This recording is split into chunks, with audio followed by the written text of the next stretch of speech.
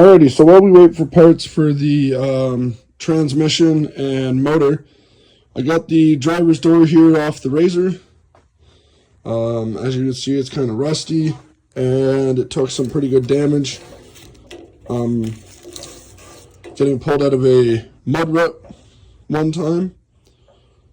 So we're going to go ahead and pop all these screws out to take the skin off the door skin off the frame.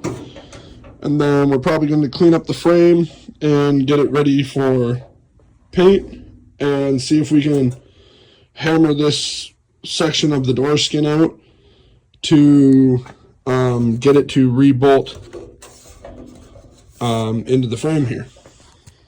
So we're going to take the 3 Allen bolts out of the door hinge as we're still tearing down the door frame.